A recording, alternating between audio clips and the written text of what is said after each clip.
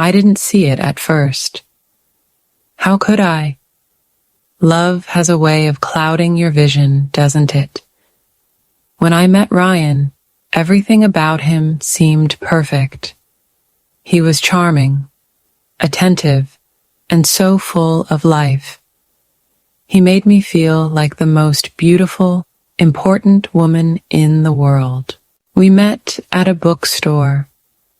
I was browsing through a section of novels, searching for something to escape into, and there he was, standing a few shelves away. He had this mischievous smile when he saw me struggling to reach a book on the top shelf. "Need some help?" he asked. I nodded, laughing nervously. He grabbed the book for me and handed it over, and that was how it all started. We talked for a while about books, then exchanged numbers, and before I knew it, Ryan had become a big part of my life.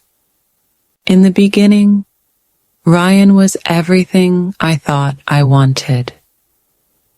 He sent me good morning texts every day, brought me little gifts, and always made time for me, no matter how busy he was. He took me to fancy restaurants I'd never been to before, introduced me to his friends, and showered me with compliments. "You're the most amazing person I've ever met," he would say, looking at me like I was the only woman in the world. I fell for him hard. I couldn't believe how lucky I was. My friends envied me, my family liked him, and for the first time in a long time, I felt truly loved. But as they say, not everything that glitters is gold. It started with something small. One evening, Ryan and I were at a party. I was talking to an old friend from college, a guy I hadn't seen in years. We were laughing about something silly from the past when I noticed Ryan watching us. When we got home that night, he was quiet. I asked him if something was wrong, and he exploded. "Why were you flirting with that guy?" he demanded, his voice loud and sharp. "Flirting?" I was confused. "Ryan, he's just a friend. We were catching up. You were laughing at everything he said like he was the funniest man alive," he snapped. "Do you think I'm stupid? I saw the way he was looking at you." I tried to explain, but he wouldn't listen. He stayed angry for hours, ignoring me even when I cried. Eventually, he calmed down and apologized, saying he was just scared of losing me because he loved me so much. I believed him. I thought it was sweet that he cared so much, even if it hurt in the moment. As time went on, things started to change. Ryan became more controlling, but I didn't see it that way at first. He started asking me to check in with him whenever I went out. "I just want to make sure you're safe," he'd say. At first, it seemed thoughtful, but soon it felt like I couldn't go anywhere without him calling or texting. He didn't like my friends, especially the male ones. "They don't really care about you," he'd say. "They're just trying to get close to you because you're beautiful." Slowly, I stopped hanging out with them to avoid arguments. Even my clothes became an issue. One evening, I wore a dress I loved, bright red, a little short, but nothing inappropriate. When Ryan saw me, his face darkened. "Are you really going out like that?" he asked, his voice cold. "What's wrong with it?" I asked, confused. "You're trying to attract attention," he said.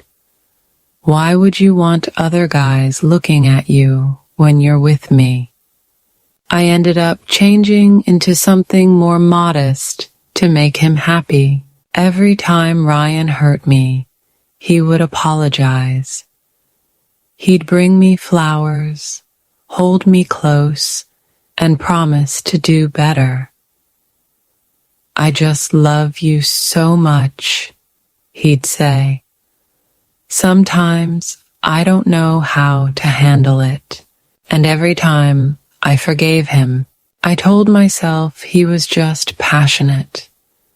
He loved me too much, and that was why he acted the way he did. But deep down, I started to feel like I was losing pieces of myself. I stopped wearing the clothes I liked, stopped going to places I enjoyed, stopped seeing people who made me happy. My world became smaller and smaller until it revolved around Ryan and what he wanted. The worst moment came one evening when I was running late. I had promised to meet Ryan for dinner, but my boss had asked me to stay late at work. I called Ryan to let him know, but he wasn't happy. When I finally arrived at the restaurant, he was furious. "Do you even care about me?" he hissed. "You make me wait here like an idiot while you're off doing who knows what." "Ryan, I told you I had to work late," I said, trying to keep my voice calm. "You could have left earlier if you really wanted to," he shot back. I wanted to cry. No matter what I said, it was never enough. That night, after I got home, I sat in my room and stared at myself in the mirror. I didn't recognize the woman looking back at me. I felt small, broken, and so tired. I loved Ryan, but I couldn't ignore the truth any longer. His love was toxic. That night, as I sat in front of the mirror, something in me broke. I couldn't keep living like this, constantly walking on eggshells, shrinking myself to fit Ryan's idea of love. I didn't feel loved. I felt trapped, but leaving wasn't easy. Love makes you hold on, even when it hurts. I kept thinking about the good times, the way Ryan used to make me feel special, the promises he made, the hope that maybe, just maybe, things could go back to the way they were in the beginning. Still, deep down, I knew better. The next morning, I woke up with a decision. I wasn't ready to leave Ryan just yet, but I needed to talk to someone. I called my best friend, Lisa. Lisa was one of the few people I still kept in touch with. Despite Ryan's disapproval, she had always been there for me, but I had kept her at a distance because I didn't want her to see how bad things had gotten. When I told her everything, she didn't say, "I told you so," or judge me. She just listened, and when I finished, she said, "Amelia, You deserve so much more than this." Her words stayed with me. For the first time in a long time, I started to believe them. I tried to talk to Ryan about how I was feeling. I told him I needed space, that I felt suffocated in the relationship. His reaction was exactly what I feared. "You're overreacting," he said, his tone dismissive. "I do everything for you, and this is how you repay me." "I'm not trying to hurt you, Ryan," I said softly, "but I need to feel like I'm my own person, not just someone who exists for you." That was the wrong thing to say. Ryan exploded. "So now I'm the bad guy?" he shouted.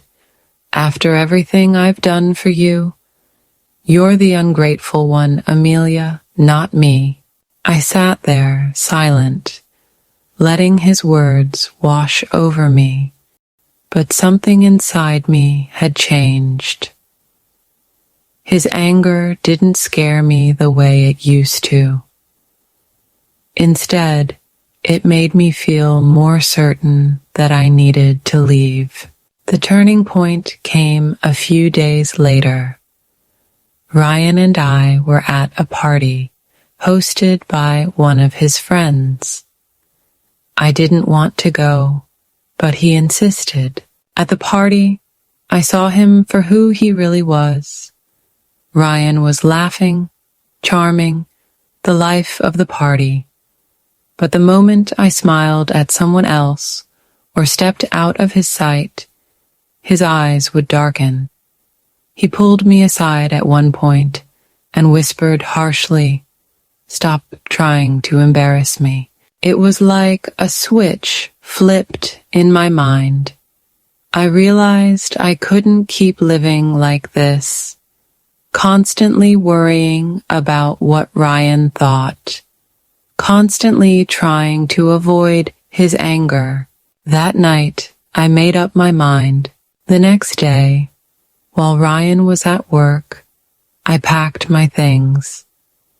It wasn't much, just a few clothes, my favorite books, and the little bits of myself I had managed to hold on to. I wrote him a letter explaining why I was leaving. I didn't want a dramatic confrontation or another fight. I just wanted to be free. When he came home and found the letter, he called me over and over. I didn't answer.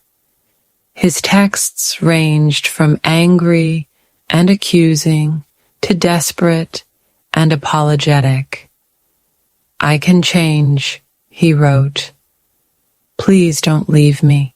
But I knew better. Walking away from Ryan was one of the hardest things I've ever done. But it was also the best thing. At first, I felt lost. I had spent so much time trying to make Ryan happy that I didn't know what made me happy anymore. But little by little, I started to find myself again. I reconnected with my friends, including Lisa, who became my rock during that time. I started going out more, wearing the clothes I loved, doing the things I had stopped doing because of Ryan. I also started therapy. It wasn't easy to face the truth about my relationship and how much I had let Ryan's behavior affect me. But it was necessary. I was so scared of losing his love that I lost myself instead. But I've learned that real love doesn't make you feel small. It doesn't control you or make you question your worth. Ryan's love was toxic, but it taught me something important. I deserve better. I deserve love that uplifts me, not love that tears me down. Today, I'm stronger, happier, and more confident than ever. I don't know where Ryan is or what he's doing, and honestly, I don't care. My life is my own now, and for the first time in a long time, I feel free. Sometimes we mistake control for love and passion for care. But love should never feel like a prison. If it does, it's not love. It's control, fear, and toxicity. I've learned to love myself first, to listen to my instincts, and to never settle for less than I deserve.